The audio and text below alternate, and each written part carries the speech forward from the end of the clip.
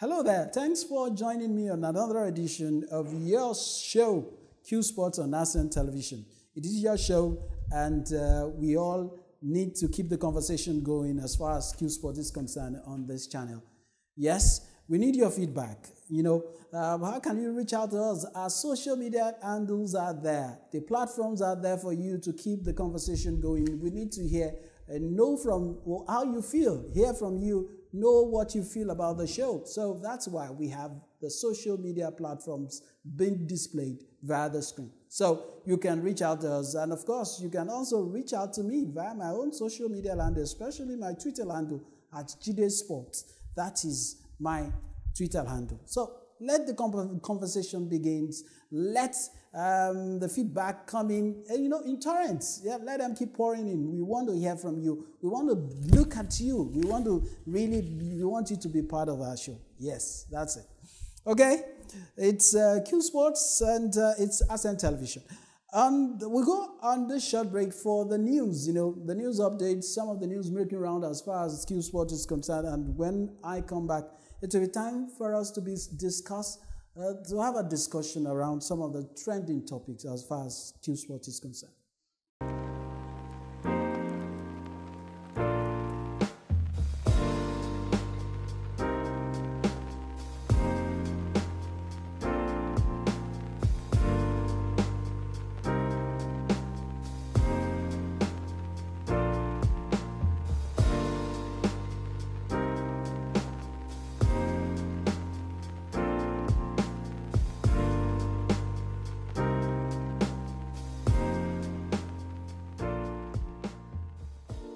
Welcome back. Yes, today we're looking at the World Cup of Pool and some other interesting topic that we will be looking at on today's show.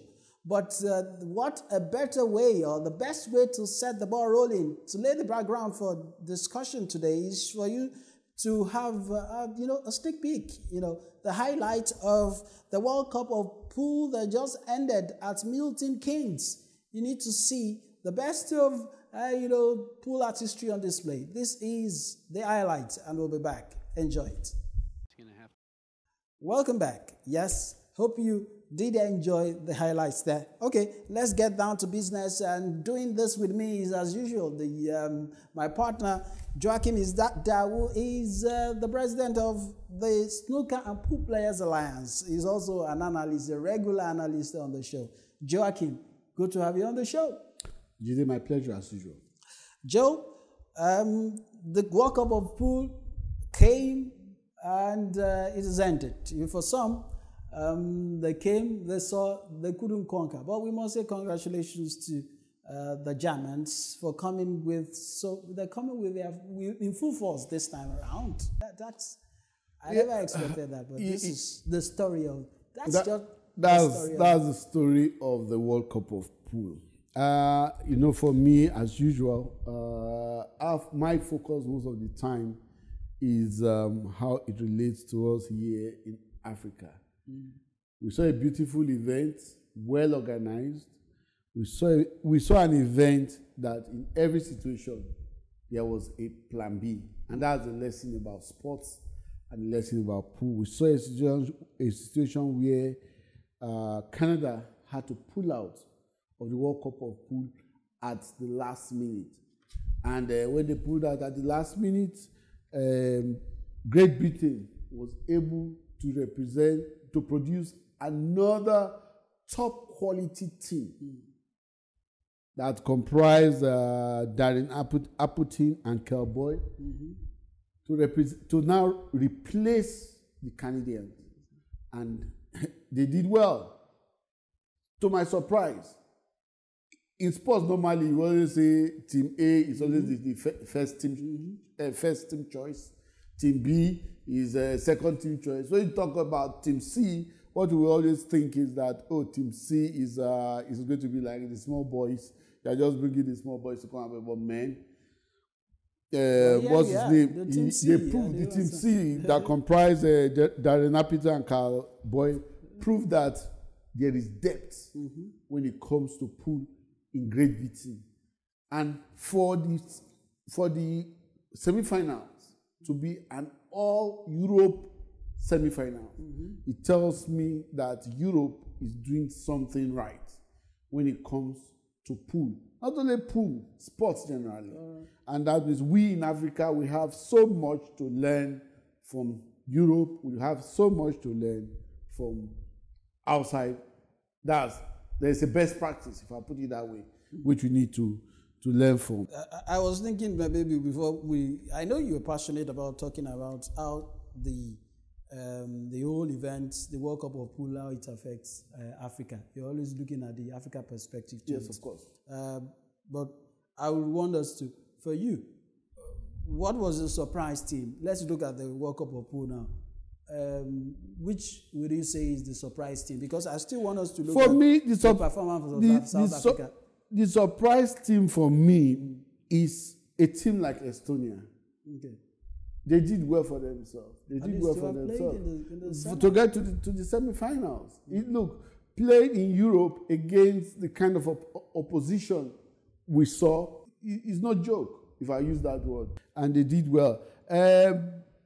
Philippines, people, it was on the scale of odds. Like I said, we thought that Philippines would repeat the whole escapades they had in the last edition. They showed that a lot of people were not going to come without fighting. It was clear that most teams were ready for Philippines. If you're shocked about, at least Philippines were able to progress to the second round. Yes. Were you not shocked about Australia that had the likes of Austria rather? That didn't even make it beyond the first round. So that's they were the team to beat. Yes, it tells you that because the standard of Ocean was part of it. Yes, was part of it. The question for me, it shows that the standard is rising. And that is why every time when I sit to talk, there is no way I do not fail to mention or to juxtapose it against Africa, because the standard is rising. It's getting higher and higher by the day, and Africa seems to be left behind. And it's no good for me. Okay, now let's now look at the performance of South Africa. We shouldn't be deceived. For me, I remember telling you this before we came to the studio, that we shouldn't be deceived by the performance of South Africa. Yes, they tried by losing 7-5 to the finalists, Great Britain Team C. Yeah. But does it show does that reflect or does it show that is the state of the game in Africa? No. So I can tell you clear. It does not reflect, or it's not a representation of the state of whether 8-ball pool or black ball pool or 9-ball pool or any of those things. It does not reflect at all. It definitely does not reflect. So do you agree with me that there is even need for, like you said, there is need to close the huge gulf in quality? Yes. On the continent first, before we even think of maybe going global. Yeah. There are so many things that is affecting the development of sports, especially pure sports in Africa. Things like I said earlier, regional cooperation, visa restriction, cost of travel, even the type of players. How many players, like I was saying in the forum, the World Cup of Pool is about professional pool. So most of those players you see there, they play pool for a living. In Africa, how many players will we say can commit 8 hours a day into training and working? They will always tell you that, oh boy, this one is side hustle. Pool is side hustle. Oh, we need to pay our bills. We need to do this. We need to do this. We need to do this. And look, there is no way. You need to be serious about it, because the benefits you will realize for playing pool professionally comes at the end. So you need to burn the candle. You need to put in the time to really develop that skill set before you can go and think you will go and play against those top players we saw in the World Cup of Pool. We need to do that. But for me, I would tell kudos to Richard, that's Halliday, and Jide foil, who played and represented Africa. Good job, well done, but we need to extend a hand of cooperation amongst this, and we will use this platform to tell APA, that's the All Africa Pool Association, we need to tell them that, look, we must regionalize.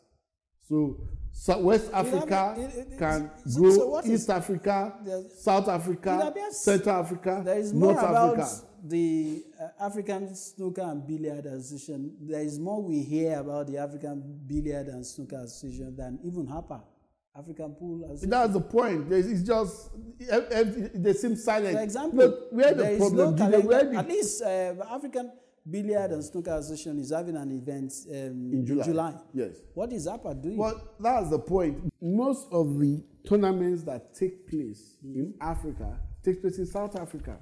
Okay. And just one or two others are hosted outside South Africa. I remember in Morocco they held one, I think it's in 20, the All Africa Opens. Okay. It took place in Morocco in 2019 or thereabout. So you see, you can't, then with all of that, we can't be serious. I will advocate that APA should look at how they can decentralize their activities. Okay. They can encourage what I call regional association that will be affiliated to APA. Wow. So in West Africa, we can have our own West African Pool Association or Pool Billiard Association, Central Africa Pool Billiard Association, South Africa Pool Billiard Association, North Africa Pool Billiard Association. And each of those associations will be encouraged to do their own events, meeting certain standards. Then we can now have what we call either the African Master Series, organized by APA itself. Okay. The African Masters Series. We can do, there's so much to be done for us to close the gap. Because right now, for a Nigerian player to leave Nigeria and go to South Africa, say he wants to play in a tournament in South Africa, you see, there are visa issues. You have to apply how many months beforehand before you can go. You have to pay your air ticket that's so expensive before you can go to South Africa. You have to, sometimes they consider it as a work permit. You have to, maybe you might even be forced to get a form of work permit or something like that, because some countries consider such things not like side hustle.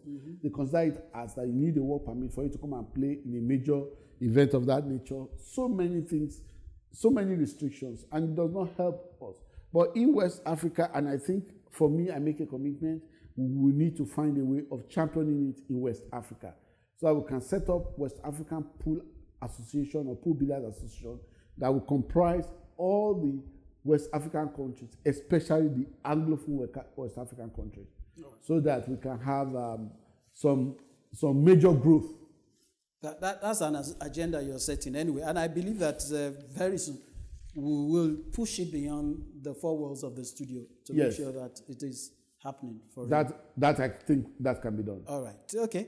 All right. Let's move on. Let's look at the World Pool Masters, which is going to start in May too, from the 22nd to the 25th of May. And good to hear that they already have a title sponsor, which is Dafabet. That's to show that Matchroom living up to the billing. They're making, they're making sure that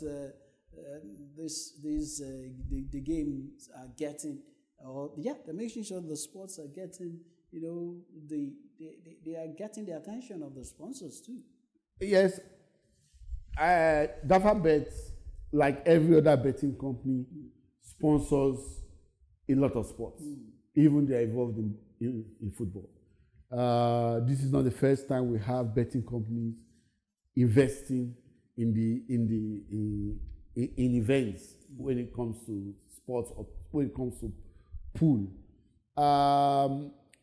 For me, I am excited about it. The lesson I get from what is going on is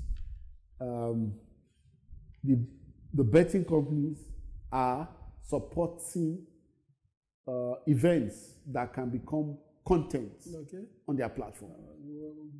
Yeah. Yes, the betting companies are supporting the process of developing content for their platform. Now, you say Nigeria, Africa. Yes, because we have betting companies in Nigeria. Whether we like it or not, we have betting companies in Nigeria. We have quite a number of betting companies in Nigeria. Do you have a pool masters in Nigeria? But whether you say you have a pool masters or you don't have a, first of all, the betting companies, what role do they play? They will definitely are in business. I think we will differ here, because if we might continue this argument that if there is no product, they won't develop a product. That's not their job. Yes. They are in business. That's not their job. The role they should play, the show they should play is supportive.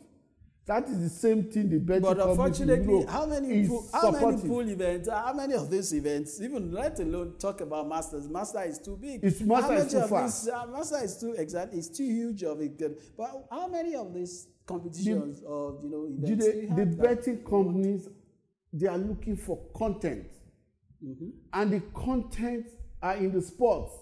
So the earlier they see it as symbiotic, the earlier they see it as a partnership. They don't want to sit at the flanks waiting for somebody to do the work, and they come and jump on it, which is what is normal, the normal thing that happens here in Africa. Everybody is doing ambush marketing. We all sit at the fence, and when the soup is cooked, then they want to rush in to come and have dinner. Jide, whether you agree with me or you don't agree with me, is that we must all put what? I call it put in your stick. So that what? The process of cooking that pot of soup, we hasten. Right. I am not criticizing them. I am only encouraging the betting companies in Nigeria, in Africa, to look at and explore the possibility of supporting organizers of events. Yes, SPAA, that's what we do. We organize events. But when you go and meet some of these betting companies and says, oh, come and support what we're doing, they'll say, oh, they're looking at the eyeballs. But they will now go and buy that same sport, that content. They'll go and buy that content, a license to that kind of sports. They'll go to Europe and America and go and buy it at a exorbitant price. And they will now offer it to the Nigerian public. We need to be smarter than that, sincerely. Well, all right. If you say that, anyway, we're still monitoring the situation, and hopefully we will get to where we can command the attention of the betting companies. We'll go on a break, and when we come back, we still have, we will be looking at, they call him the Kiev Dynamo. That is our player of the week. Don't go away. Are you a pool or snooker player? Do you have what it takes to be considered as a professional? Can you be selected among the very best players in Nigeria? Join the Snooker and Pool Players Alliance to play in the following tournaments: Top 4 Pool Series and Top 4 Snooker Series. Visit www.snookerpoolplayersalliance.org for more information. Snooker Pool Players Alliance, promoting the welfare of pool and snooker players.